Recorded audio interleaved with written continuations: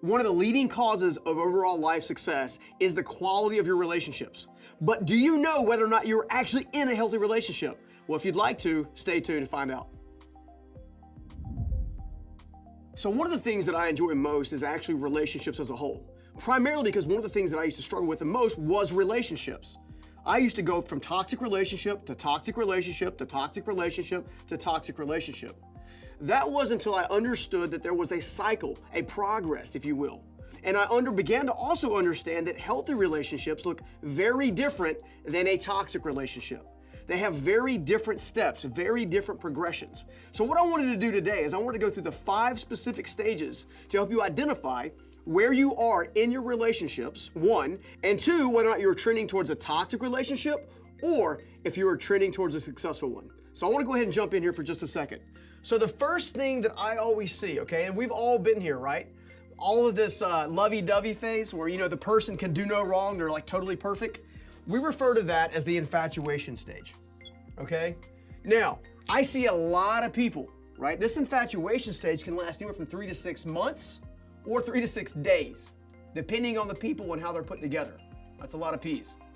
In the meantime, consider this.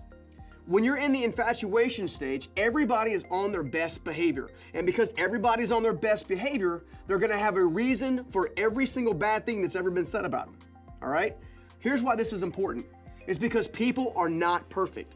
Now, true love is not loving someone for who they are.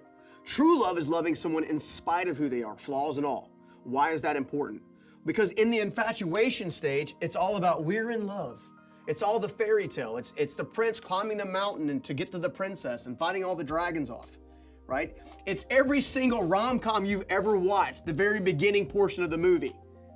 That's why it's important to understand where you're on the process. Because if you make a decision to marry someone or get in a committed relationship at this stage, you do not have enough information to know whether or not that's gonna pay off big or cost you big, all right? So let's talk about the second phase. What I refer to as the visibility stage.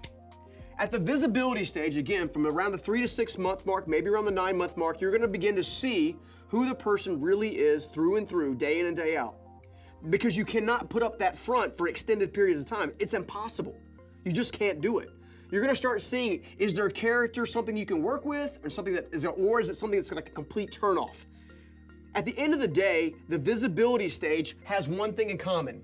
You're not who I thought you were. Every single relationship, every single one of them follows this trend. What's different here specifically is what happens at this moment. What happens when you get to the place of you're not who I thought you were, okay? I will tell you, I am a non-detail guy. You've heard me say it 1,000 times if you've been watching this channel for any hot minute, okay? My wife, on the other hand, is also not necessarily fantastic at details, but she's very good at being an encouraging spirit in my life, right? So when I'm down, she picks me up. At the same time, she also backfills and actually is a gatekeeper in my life, preventing people from taking advantage of me, all right? We only discovered that because we got real with each other early on. In fact, the first night I met my wife, when we were supposed to have our very first date, she sits down at the table and without a beat says, "Give me your dirty." I'm like, "Give me your dirty?" She's like, "Give me your dirty. I don't care about how awesome you are. I don't care about how much money you make. I don't care about I want to know who you are when no one's looking. Who are you when no one's looking? Who are you when the world's falling apart? Who are you? What are your biggest failures? What are your biggest setbacks?" Talk about fast forwarding progress. Oh my gosh. So I began to be honest with her and vulnerable and transparent with her and told her, hey, look, these are the things I'm not good at. These are the things I struggle with. This is where some of my routine in my life I had to rework and revamp. What happened in that moment is we slowly began to build trust on date number 1. So much so that she also, right after that, said, well, I've been on a lot of dates, and I'm gonna tell you, I'm gonna be honest. I'm looking for my husband. I'm not looking for any games. I'm not looking for any hookups. I'm done with those days. I'm looking for my husband. I'm like, okay, cool. And she goes, no one's made it past date number 2. To which I replied, well, what are you doing tomorrow? Pretty bold, right? It's because I felt comfortable. I felt very comfortable in my own skin to know that she had enough intelligence because of the questions that she was asking me. She showed me that she was at a much deeper level than anybody else that I had been dating at the time. She illustrated the kind of person that I wanted to be married to. The kind of person that would fight with me, against me, and for me all at the same time, right? The person who was loyal and caring and considerate. That's the kind of person you really, really want, right? Unfortunately, if you make this lifelong decision in this area without having that kind of information, knowing what the strengths, the struggles, and the blind spots of both of you are, then you might make a decision to partner with somebody who down the road is going to lead you astray, who is going to break your heart, leave you isolated, not be there to support you when you're going through something difficult. That's why this is so important. Because at this particular stage, the visibility stage, this is where you make the decision to move forward or to stop altogether. Stop. We got to add the P, right? That's where you make the decision. You don't make the decision here. You don't have enough information here. A good friend of mine told me that you'll know whether or not someone deserves another date within the first 3 hours of the first date. And within the first 3 weeks of that date, you'll know if you need to continue dating them for a couple of months. And by the time you get to 3 or 4 months, now you know whether or not you need to continue seeing them for a year. And after a year, you have a really good understanding about who that person is, because unless you guys are not spending time together on a regular basis, all of the ugly will show up, okay? And then it comes down to, is your ugly something I'm willing to deal with, or is it something that I'm willing to walk away from? And it's gonna be different for everybody.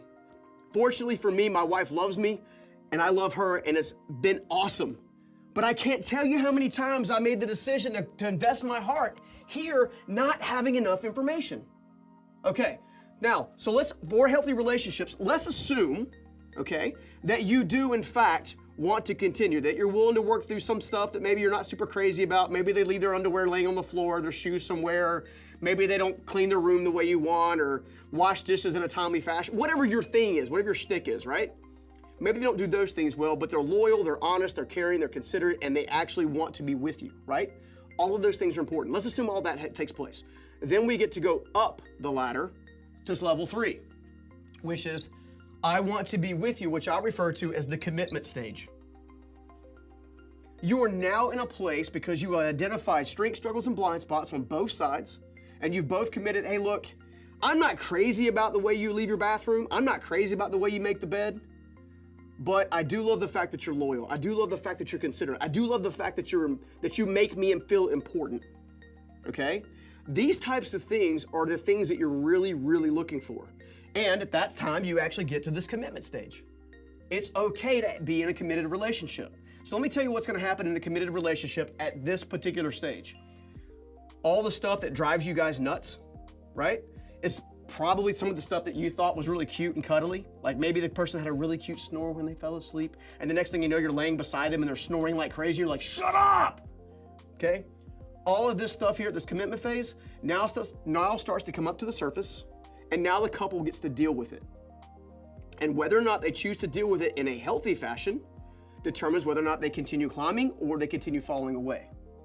We have all taken bad relationships into our current relationships because we didn't know any better. Someone broke our heart over here, so we automatically assume that the new person's a cheater, even though they've never given us any evidence to kind of substantiate that. We've all done that kind of stupidity, right? Let's just be honest, let's be real. We've all taken garbage into what is beautiful before. The trick is when you're walking through this specifically and you're in this commitment phase, I want to be with you, the conversations are always centered around how can we improve our relationship? How can we improve together in such a way that allows us to continually grow, even though we may aggravate each other one-on-one from time to time? I can tell you, my wife, if she's locked away with me for weeks on end, like some of the COVID stuff that's been going on, she's ready to pull the remaining hair out of my beard since I don't have any on my head anymore, right? That's okay. That's our normal relationship. A normal relationship loves, admires, and respects, but also has a healthy identity of personhood with each individual. All right? So again, let's assume that the commitment thing's working out. We're working with each other, not against each other, because that's another decision here that you have to figure out. Those decisions are vitally important in how you actually build or destroy your own relationships. If you get to this area here and you cannot move forward with consistency, with compromise, with empathy, with love and understanding, then the relationship honestly probably should start to end. I'm just being real. This is such an important step in actually laying the foundation for a consistent approach to loyalty and actually what do they call it? The person that's sitting on the porch with you when you're 80 years old, sipping a coffee as you're watching the sunset. That's the kind of person you're really after, not the person who's trying to get in and out of your pants, right? That is not going to get you love, true love. It may be great for the moment, but if it's not great for years to come, it's not worth investing time and energy in. Personal opinion, after being brokenhearted more times than I can possibly count. All right, let's move on. The next phase, in the event that everything is going great, you can find this compromise, you can find this communication, all of that stuff's working really well, then you're gonna go into the establishment phase. Basically, your commitment essentially is getting deeply rooted into a firm foundation, okay? Because the commitment has now taken precedence. It's basically waking up each morning and saying, as my good friend Chris Pipes used to say, I choose you. Every single morning I wake up, before I leave the house, I kiss my wife and I tell her I love her before I ever leave the door. Every single morning, without fail, unless one of us is sick. Then she won't let me kiss her. But the principle is still the same. Every single day I choose my wife. Every single day. There's not a woman on this planet that can touch my wife. Why? Because we have gone through the entire phase. We've gone through the infatuation phase where there's like a bubble of love above us. We've gone into the visibility phase where we're looking at both of our stuff and we're like, it bugs the crap out of me, but I love you. And I'm willing to stay committed. And you see what I'm saying? It's a progression, okay? Which gives us to this section here. We are one team. We are one team. It is the area of the relationship that has the most fruit that I've ever seen as it relates to other people. Because when you and your relationship are in unison, people can sense that. They can pick up on that, and it inspires them to come close to say, how are you guys doing this? How are you actually doing this to where you guys are staying together and not fighting all the time? I'm fighting all the time with who I'm with.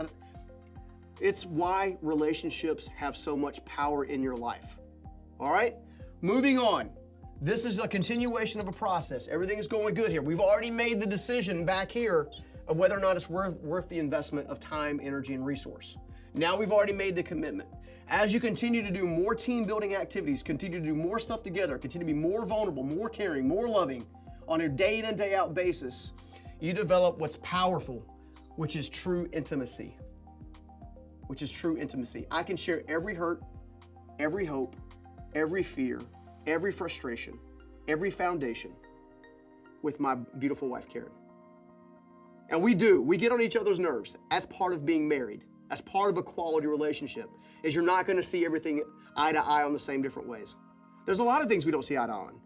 But what we do know is that we genuinely love each other, and as a result, we are working on building intimacy day in and day out, which at the end of the day says, I could not imagine my life without you.